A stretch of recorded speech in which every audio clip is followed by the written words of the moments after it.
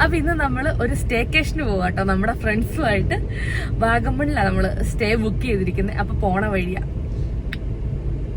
അങ്ങനെ നമ്മൾ ഹാപ്പി ആയിട്ട് നമ്മുടെ ട്രിപ്പ് സ്റ്റാർട്ട് ആക്കിയിരിക്കുകയാണ്. നമ്മൾ പാലായിൽ നിന്ന് വാഗമൺ വരെ എത്താൻ ഒരുപാട് നേരമൊന്നും വേണ്ട കേട്ടോ. പക്ഷെ പോണ വഴിയാണ് ഭയങ്കര ഭംഗിയാണ്. അതുകൊണ്ട് കുറച്ച് നേരം കൂടെ ഉണ്ടായിരുന്നെങ്കിലും നമ്മൾ ബോറടിക്കത്തില്ലായിരുന്നു. അങ്ങനെ പ്രകൃതി ഭംഗിയൊക്കെ ആസ്വദിച്ച് നമ്മളിങ്ങനെ വരും കേട്ടോ. അപ്പോൾ അവിടെ ഇടയ്ക്കൊരു വ്യൂ പോയിന്റ് കണ്ടു, അവിടെ നിർത്തി. നോക്കിക്കേ എന്ത് ഭംഗിയാന്ന് നമ്മുടെ ഈ മലയൊക്കെ കാണാനായിട്ട്. അങ്ങനെ അതൊക്കെ കണ്ട് ആസ്വദിച്ചതിന് ശേഷം നമ്മൾ പിന്നെ യാത്ര തുടങ്ങി. അപ്പം അതേ നമ്മുടെ ആനവണ്ടി അതും എൻജോയ് ചെയ്ത് വരുന്ന വഴിക്ക് ചെറിയ കോടമഞ്ഞ് വന്നു. അത് നല്ല രസമുണ്ടായിരുന്നു. അത് കഴിഞ്ഞപ്പോൾ ചെറിയ മഴ, അതും നല്ല രസമുണ്ടായിരുന്നു. അങ്ങനെ നമ്മൾ മഴയും വെയിലും ഒക്കെ മാറി മാറി എൻജോയ് ഒക്കെ ചെയ്തേറ്റ അവസാനം നമ്മുടെ സ്റ്റേയിലെത്തി. ഇതാണ് നമ്മൾ ഇന്ന് താമസിക്കാൻ പോകുന്ന സ്റ്റേ. ഇതേ അങ്ങനെ നമ്മൾ സ്റ്റേയിലെത്തി. നേരെ കയറി പോകാട്ടോ. ഓൾറെഡി നമ്മുടെ ഫ്രണ്ട്സൊക്കെ അവിടെ വന്നിട്ടുണ്ട്. അപ്പം നേരെ ചെന്ന് അവരെയൊക്കെ ഒന്ന് മീറ്റ് ചെയ്തു. എന്നിട്ട് നമ്മുടെ റിസോർട്ട് നമ്മളൊന്ന് കാണാൻ തീരുമാനിച്ചേക്കും കേട്ടോ. അപ്പോൾ നേരെ കയറി വന്നു. ഫ്രണ്ട്സൊക്കെ ഉണ്ടെന്ന് പറഞ്ഞില്ലേ, അപ്പോൾ അവരേക്ക് ജസ്റ്റ് ഒന്നും കൂടെയൊക്കെ ഒന്ന് വർത്താനം പറഞ്ഞ് കണ്ട്. പിന്നെ നമ്മുടെ ഒരു മെയിൻ പരിപാടിയുണ്ട്. ഇന്ന് കുഞ്ചൂസിൻ്റെ ബർത്ത്ഡേ. അപ്പോൾ നമ്മൾ ബർത്ത്ഡേ കേക്കുമായിട്ടാണ് വന്നത്. അപ്പോൾ നമുക്ക് കേക്ക് കട്ട് ചെയ്തിട്ട് നമ്മുടെ ആഘോഷങ്ങൾ തുടങ്ങാം. അങ്ങനെ ഫസ്റ്റ് തന്നെ ഹാപ്പി ബർത്ത്ഡേ കുഞ്ചുവയ്ക്ക് നമ്മൾ പാട്ട് പാടി കേക്കൊക്കെ കട്ട് ചെയ്തു.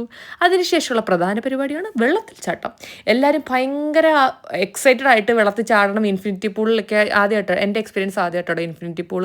അപ്പോൾ നമ്മൾ അങ്ങനെയൊക്കെ എക്സ്പീരിയൻസ് ചെയ്യണം എന്ന് ഓർത്തിട്ടാണ് വന്നതെങ്കിലും നല്ല തണുപ്പുണ്ടായിരുന്നു. ഞാനൊന്നും ഇറങ്ങിയില്ല ഗൈസ്. ഇവരൊക്കെ ചാടുന്ന കാണുമ്പോൾ കൊതി തോന്നുന്നുണ്ടെങ്കിലും ചാടിക്കഴിഞ്ഞുള്ള ഇവരുടെ എക്സ്പ്രഷനും ചാടുമ്പോഴുള്ള എക്സ്പ്രഷനെ കണ്ടിട്ട് തണുപ്പ് പേടിച്ചിട്ട് ഞങ്ങൾ ഇറങ്ങിയില്ല. പക്ഷേ ഒരു സൈഡിൽ മീക്കൂട്ടനും കുഞ്ചും നന്നായിട്ട് എൻജോയ് ചെയ്യുന്നുണ്ട്. അവർക്ക് ഒരു തണുപ്പ് ഒരു വിഷയമില്ലായിരുന്നു കേട്ടോ. അന്നേരം കുറേ നേരം വെള്ളത്തിൽ എൻജോയ് ചെയ്തു. അകത്തും വെള്ളം പുറത്തും വെള്ളം. അങ്ങനെ കുറച്ച് നേരമൊക്കെ കളിച്ചതിന് ശേഷം പെട്ടെന്ന് തന്നെ കയറിയിട തണുപ്പുണ്ടായിരുന്നു. അന്നേരം നമ്മളെത്തി. ഇത് ആ സ്റ്റേയിൽ താഴെ പൂളിൻ്റെ അടിയിലുള്ളൊരു വലിയ ഹാളായിരുന്നേ. ആ സ്പേസ് അവർ നന്നായിട്ട് യൂട്ടിലൈസ് ചെയ്തിട്ടുണ്ട്. പിള്ളേർക്ക് കളിക്കാൻ വേണ്ടിയിട്ട് ഒരു കോർണർ, എല്ലാവർക്കും കൂടെ ഇരുന്ന് വർത്താനം പറയാൻ വലിയൊരു ടേബിളും അതിന് കുറേ ചെയേഴ്സും പിന്നെ വലിയവർക്കുള്ള ഗെയിംസും എല്ലാം ഉണ്ട്. അവിടെ കുറേ സംഭവങ്ങളുണ്ടായിരുന്നു. മൊത്തത്തിൽ ആ ഒരു ഏരിയ എനിക്ക് ഭയങ്കര ഇൻട്രസ്റ്റിംഗ് ആയിട്ട് തോന്നി കേട്ടോ ഈ ഒരു സ്റ്റേയിൽ. കാരണം നമുക്ക് പിള്ളേരെ സേഫായിട്ട് അതിനകത്ത് വിടാം. അവരവിടെ ഇരുന്ന് കളിച്ചോളും. നമുക്ക് നമ്മുടെ സമയം എൻജോയ് ചെയ്യാൻ, നമുക്ക് വർത്താനം പറയാനായിട്ടൊരു സ്പേസ് കിട്ടി.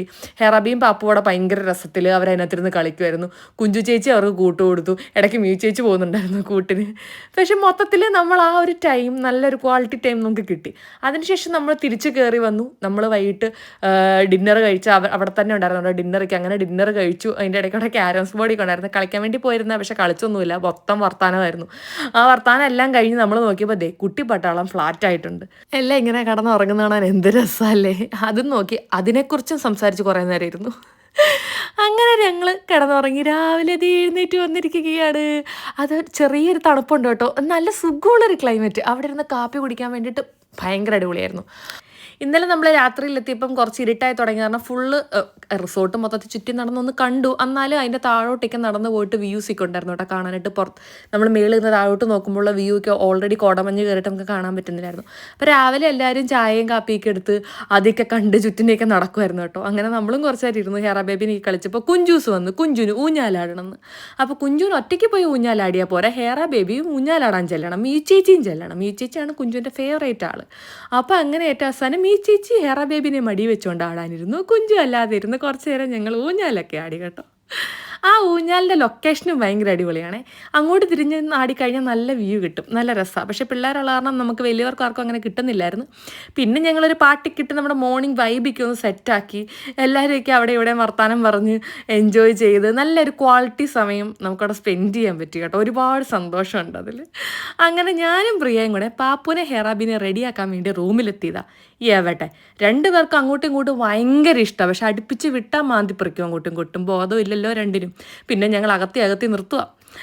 അങ്ങനെ നമ്മുടെ മെയിൻ പരിപാടി റീൽസ്. അങ്ങനെ ഞങ്ങൾ 2 ഡാൻസ് റീൽസും ഒക്കെ എടുത്ത് അവിടുത്തെ പരിപാടിയെല്ലാം വൈൻഡപ്പ് ചെയ്ത് തിരിച്ച് വീട്ടിലേക്ക് പോരുന്നു. ടാറ്റാ.